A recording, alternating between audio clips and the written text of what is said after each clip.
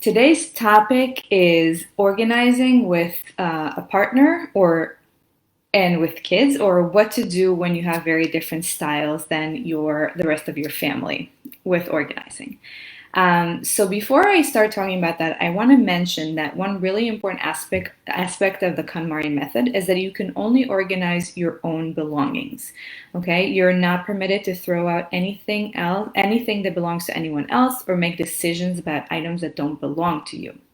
And this is a really important aspect this is really important when you live with other people, especially when you have kids who are at the age where they can make decisions about their stuff, and of course, your partner or your spouse.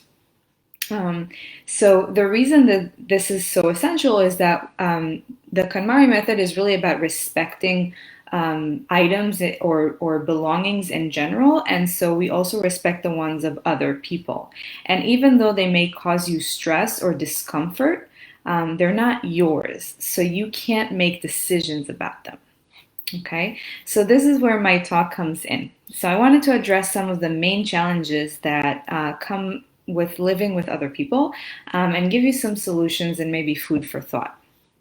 Okay, so by the way, I wanted to say, because I think my husband is also watching, this is not based on our relationship. We kind of have a really good understanding when it comes to organizing, and we have systems that work for us. But this scenario, especially, is something that I'm very familiar with from my friends and family, and also from my clients. So tell me if this sounds familiar to you. One person in the relationship prefers to throw out pretty much everything, okay? And the other one prefers to keep everything. Just FYI, I have zero judgment for either character. I am a professional organizer, and that's what I do for a living. So I don't judge people for the way they treat their belongings, but I do help people make choices or learn how to keep the things that are right for them.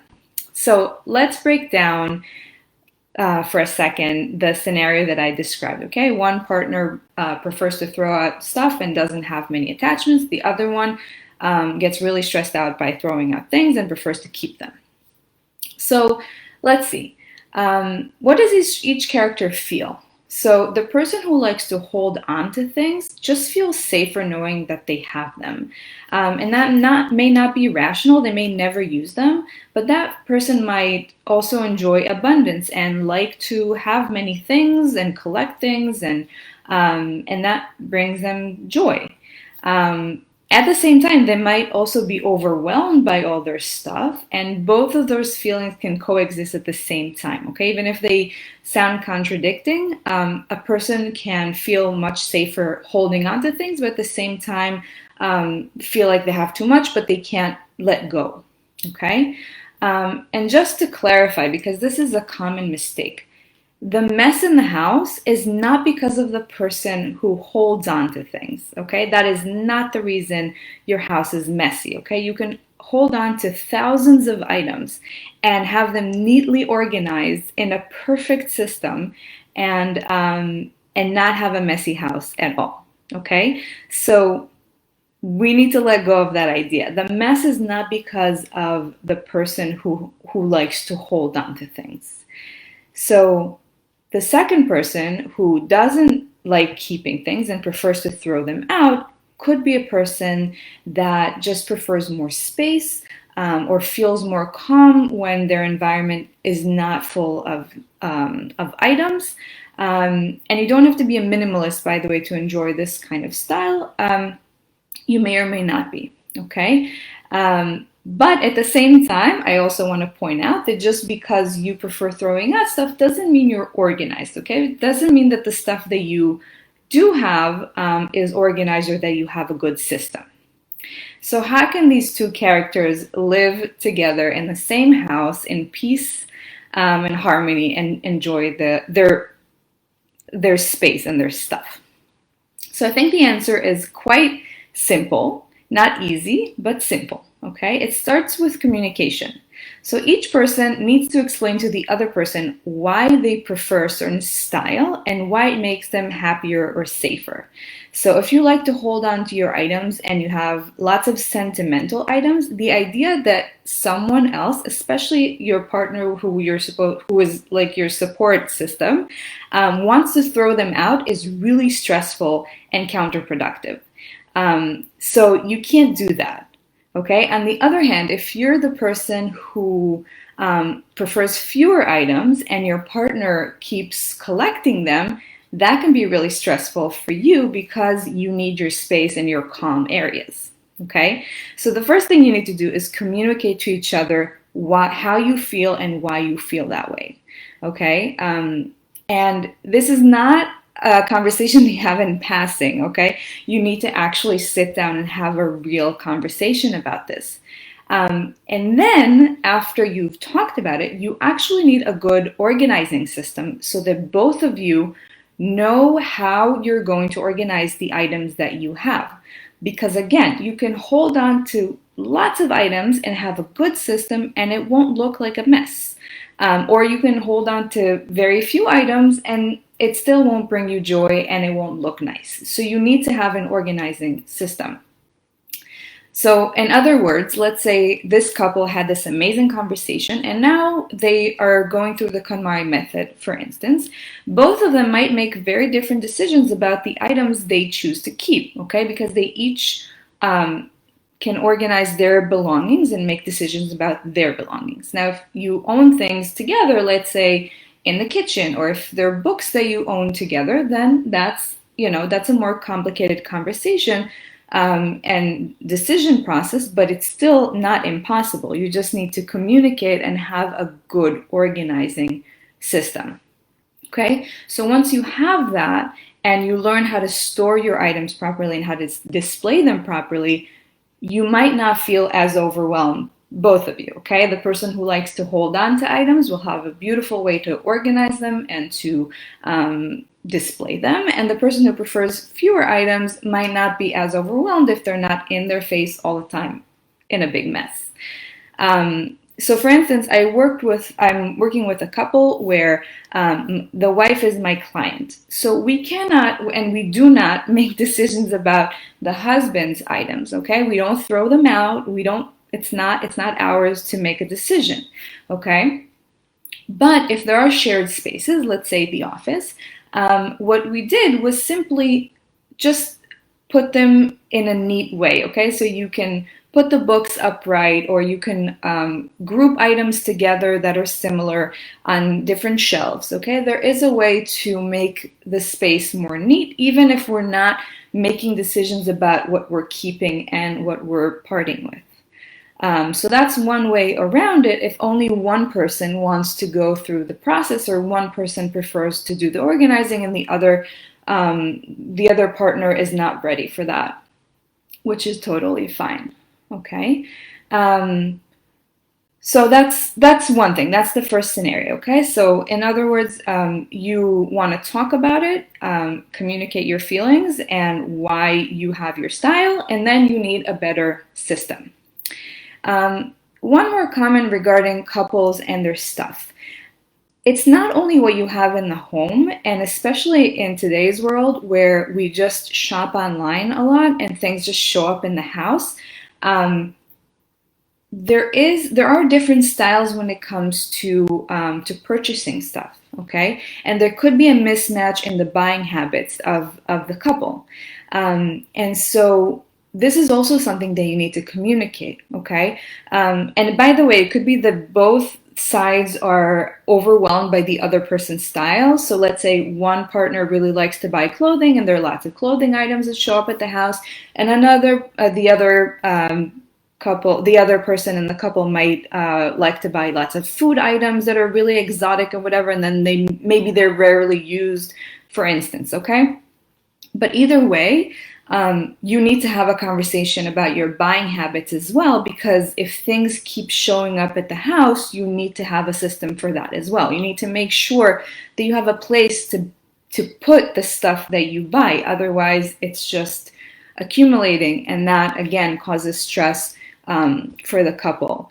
And as a side note, I would say if you don't have room for what you're about to buy, don't buy it. Make the room first so that it's not just, sitting there, so that it's not overwhelming, so it's not accumulating in a way that, you can't handle. And hopefully that conversation again will eliminate some of the stress when it comes to each other's stuff. So that was those were a couple of scenarios that come up with couples. Another challenge that many families face is that one person takes on most of the burden of organizing and cleaning the home, and that person might feel agitated that they need to do all the organizing and that, they don't feel like the other people in the house are participating as much.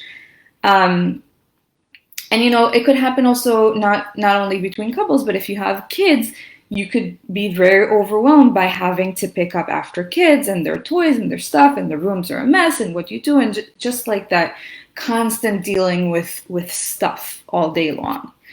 So the solution for this, or the way for a solution, is again having a very honest communication, honest conversation, and open the communication. And setting expectations, okay? So not in a passive aggressive way, and not when you're upset at something and just yelling, why am I the only one doing stuff around the house? And not in passing, because that's not going to work, okay? This is, again, sitting down everyone in the family and children as well, and explaining how you feel, why you feel this way, and what you're going to do moving forward, okay? So people get used to whatever is going on in the house. So they might, so if you want to make a change, then you need to make sure that everyone is on board and everyone understands what's going to happen moving forward, okay? So this is your chance. You need to ask, you need to explain to the other members of the family what you need them to do, okay, or how you're going to do it. Kids don't learn how to organize just from, thin air. They don't just like wake up one day and know how to organize. It's something that you need to teach them. It's something you need to practice together, and it's something you need to be consistent with, okay? So here's one suggestion that works for our family. And again, I understand that it's very different when it's different ages, but the concept is the same. Okay, so at the end of each day, let's say after dinner and before showers or evening activities or bedtime routines or whatever happens in your home, everyone in the house, and I mean everyone, toddlers as well, need to bring the house or the shared space and like equalize it. And that means like everything gets put away. And if there's laundry that needs to be folded or sorted or put in the rooms or whatever, that needs to happen as well. You do the dishes, you make sure that everything is just, ready for the next day. And I know that some of you might say right now, yeah, that's not going to happen in my house. And so I say, try it, but do everything I just said, okay? Not just picking and choosing. You need to have the open conversation. You need to give clear instructions. You need to communicate the expectations, and you need to remind the people in your home again and again what you expect. And this is probably the teacher in me that's coming out right now, but that is what you do when you teach something new. You need to teach it, you need to communicate, you need to repeat until it becomes something that everyone does.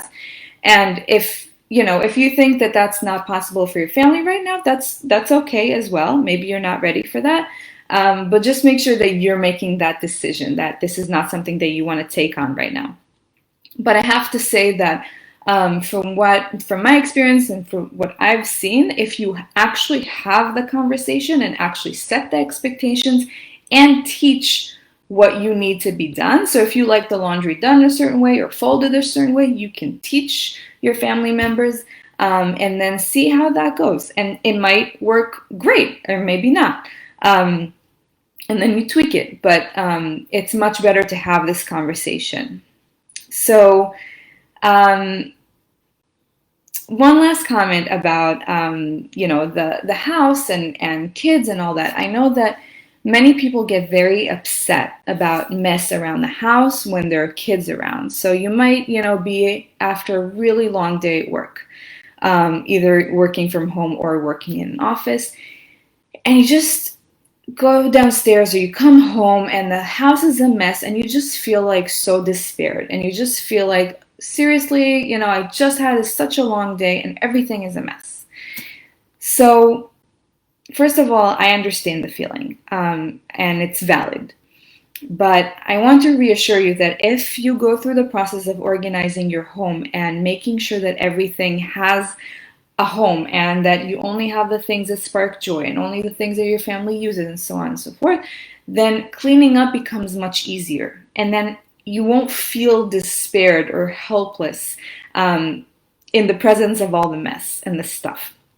So just to give you a little, glimpse into my world, both my kids are home this year with me. We made that decision that that's what's best for our family. My kids are 4.5 and 1.5. And during many parts of the day, our home is very messy because we have art supplies and we have toys for different ages and different zones, and there's just so much going on.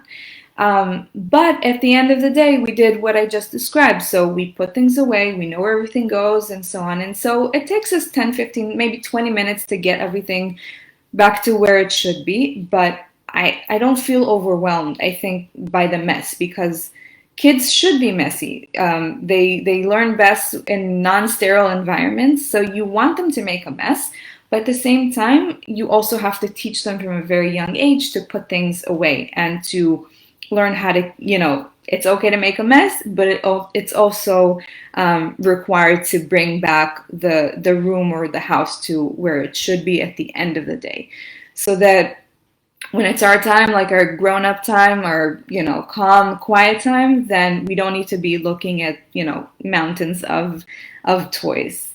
And so it's not as overwhelming when you have a system, when you know that you can bring the room back to normal or to organize in very little time.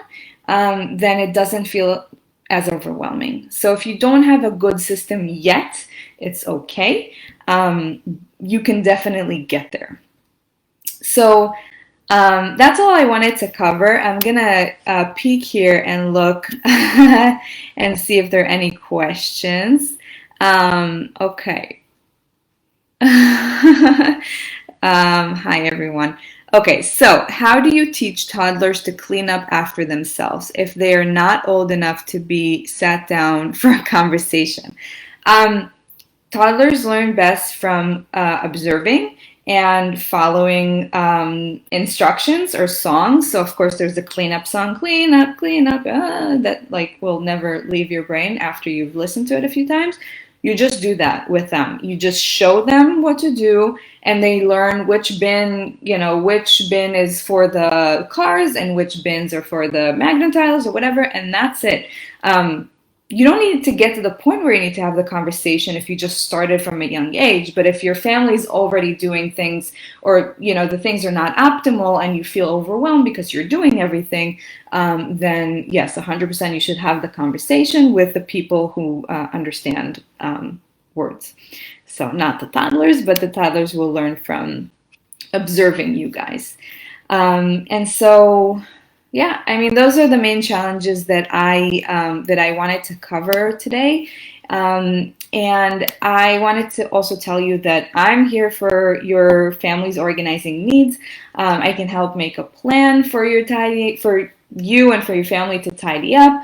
And I work virtually right now until it's safer to go into each other's homes. I feel very grateful to be working with my clients, and for someone to bring me into their home, even if it's virtual, I don't take it for granted.